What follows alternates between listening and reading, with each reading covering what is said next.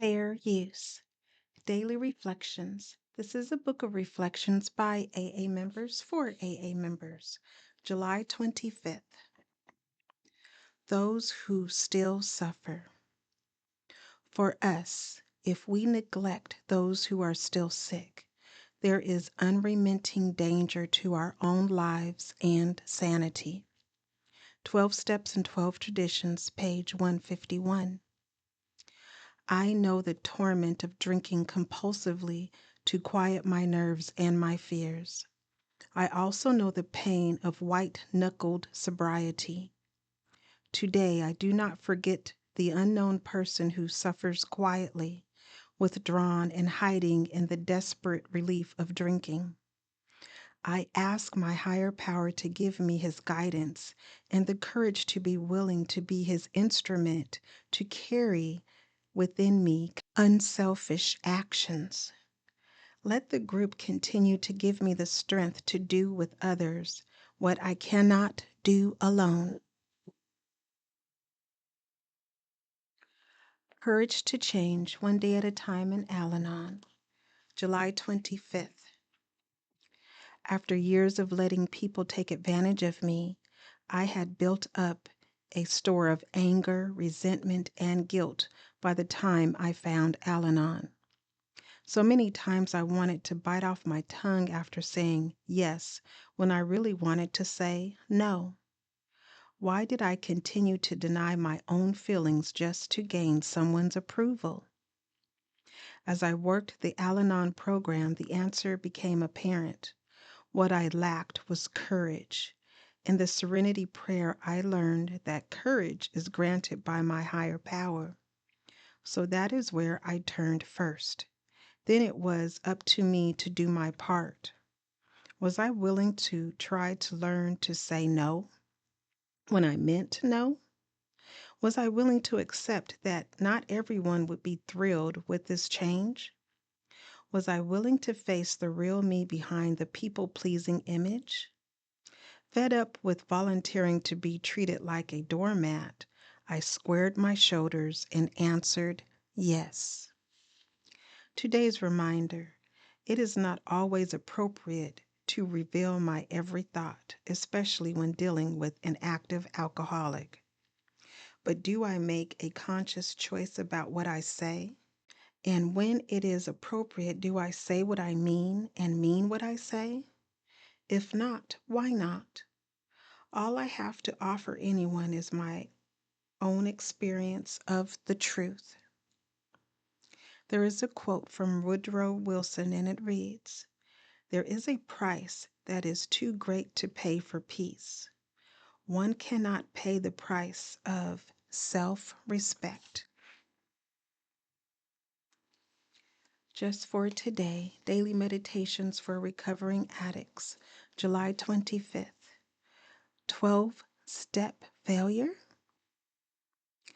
Having had a spiritual awakening as a result of these steps, we try to carry this message to addicts and to practice these principles in all our affairs.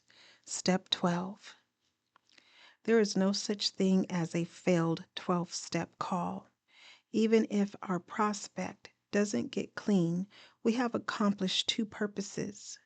We have planted the seed of recovery in the mind of the addict with whom we have shared our experience, strength, and hope. And we ourselves have stayed clean another day. Rarely does a recovering addict leave a 12-step call with anything but a deep dose of gratitude. Sometimes we are practicing the 12-step without realizing it. When our coworkers or other acquaintances know some of our history and see what kind of person we are today, they know where to go when they have a friend or loved one in need of our help. We are often the best attraction that NA has to offer. For many addicts, the 12th step is the cornerstone of recovery. We truly believe that we can only keep what we have by giving it away. The paradox of the 12th step is evident, for in giving we receive. Just for today, I will remember that I am a living example of the 12th step. I cannot fail when I try to carry the message to another addict.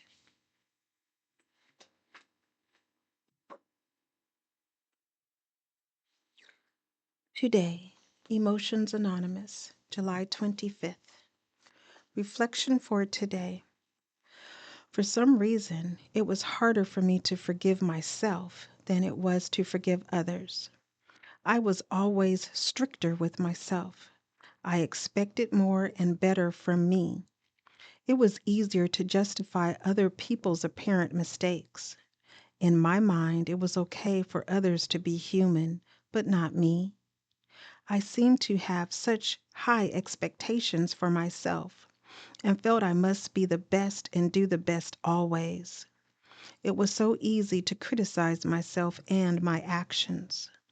I have learned and now practice self-forgiveness. I cannot forgive others properly if I cannot forgive me. When I forgive myself, I find the courage to begin again. I now know I do not have to be perfect. What a relief. Meditation for today. Remind me always that if you can forgive me, I can forgive me. Today I will remember forgiveness is love. Strengthening my recovery. Meditations for adult children of alcoholics, dysfunctional families. July 25th. Feelings. People want recovery, but they prefer it be pain-free.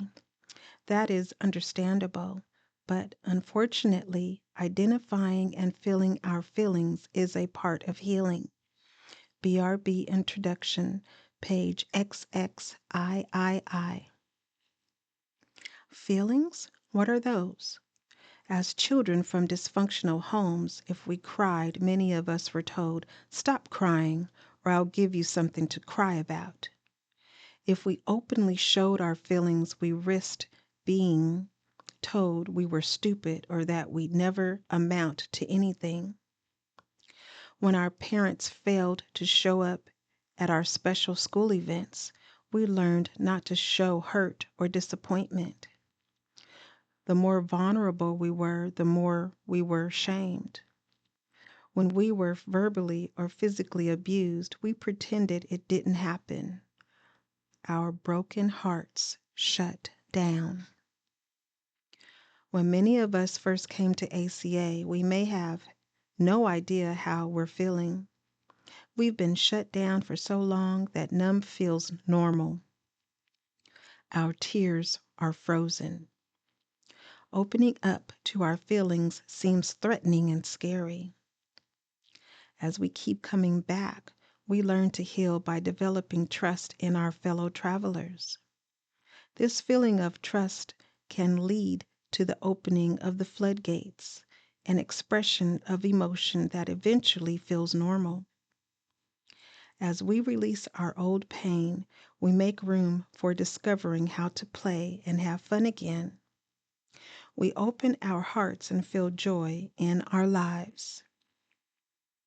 The affirmation reads, "On this day, I welcome all my feelings, especially those that are unfamiliar and uncomfortable. I have the tools to work through them in order to mend my broken heart from childhood." Please share, subscribe, like, and most of all, remember that recovery is possible and that you are not alone. One day at a time.